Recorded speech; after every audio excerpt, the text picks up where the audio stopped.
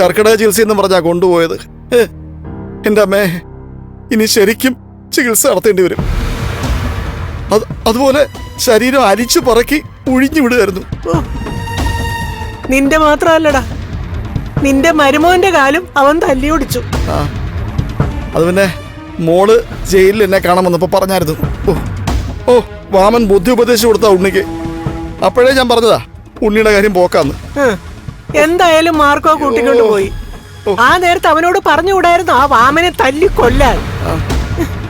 അവൻ ഒറ്റ ഒരുത്തം കാരണമല്ലേ നമ്മളും നമ്മുടെ കുഞ്ഞും ഇപ്പൊ ഇങ്ങനെ അനുഭവിച്ചോണ്ടിരിക്കുന്നത്.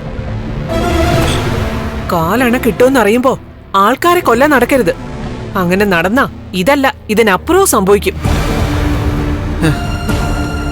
ജയിലിൽ നിന്ന് ഇടി കൊണ്ട് വാടിയാ ഞാൻ വന്നിരിക്കുന്നത്. അതിന്റെ കേട് നിന്റെ ദേഹത്ത് തീർക്കാൻ നീയായിട്ട് അവസരം ഉണ്ടാക്കരുത്. ഒന്ന് തൊട്ട് നോക്ക്. അങ്ങനെയെങ്കിൽ ഇപ്പൊ തന്നതിന്റെ ബാക്കി കൂടി കിട്ടിക്കോളും മാർക്കോടെ കയ്യിന്ന്. വേണ്ട മോനെ, വേണ്ട. ഇനി എനിക്ക് അമ്മയും മോനെ ഒട്ടും പേടിയില്ല. എത്ര പഠിച്ചാലും നന്നാവില്ലെന്ന് തീരുമാനിച്ചിരിക്കുക രണ്ടാളും. മകളെയും മരുമോനെയും പറഞ്ഞു തിരുത്തിയിട്ട് അവരുടെ ഭാവി സുരക്ഷിതമാക്കുന്നതിനു പകരം അവരെയും വഴിയാധാരാക്കുന്ന പണിയാ നിങ്ങൾ രണ്ടാളും കൂടെ കാണിച്ചുകൊണ്ടിരിക്കുന്നത്. അതിന് ഇതൊന്നും കിട്ടിയാ പോരാ.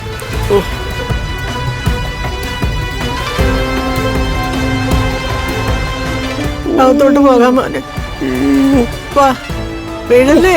അയ്യോ മോനെ, അതൊക്കെ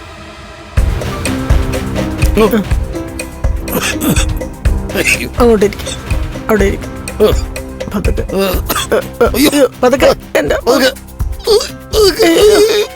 ദൈവമേ, അയ്യോ എനിക്ക് വയ്യേ. എടാ പ്രതാപ, ആ മോഹിനി എന്തെങ്കിലും പറഞ്ഞാലും അവളെ പിണക്കണ്ട. കേസ് നടത്തി കഴിഞ്ഞാൽ നഷ്ടപരിഹാരം വേണോന്ന് പറഞ്ഞുകൊണ്ടിരിക്കുന്നത് ഉണ്ണിയാ. അവനെല്ലാം അമ്മ കൊടുത്തല്ലേ അമ്മേ? അവന് കിട്ടിയതൊന്നും പോരാ. അതുകൊണ്ട് തന്നെയാ അവന്റെ കാലൊടിഞ്ഞത്. അപ്പൊ അവന്റെ കാലൊടിഞ്ഞതിനകത്ത് അമ്മയ്ക്ക് സന്തോഷ? കണ്ണം നടക്കുമ്പോ അവൻ വീൽ ചെയറിൽ ഇരിക്കുന്നത് കാണാൻ എനിക്ക് സന്തോഷമൊന്നും ഇല്ലടാ. പിന്നെ അവൻ എന്റെ കയ്യിൽ നിന്ന് എല്ലാം എഴുതി വാങ്ങിച്ചിട്ട് നഷ്ടപരിഹാരം കൂടെ വേണമെന്ന് പറഞ്ഞത് ഓർക്കുമ്പോ ഇതൊന്നും അധികമല്ല എന്നെനിക്ക് തോന്നിപ്പോവുക. അമ്മ അത് ചെയ്തേ കരുണമോളെ കൊണ്ടുവന്ന് അമ്മയുടെ വീട്ടിൽ താമസിപ്പിച്ചാ മതിയായിരുന്നു. ഇന്നോ നാളെയോ അമ്മ അങ്ങ് പോകും. പിന്നെ നമ്മുടെ മോൾക്കും അവളുടെ കുഞ്ഞിനും സഹായത്തിന് ആരെങ്കിലും ഒക്കെ വേണ്ടേടാ.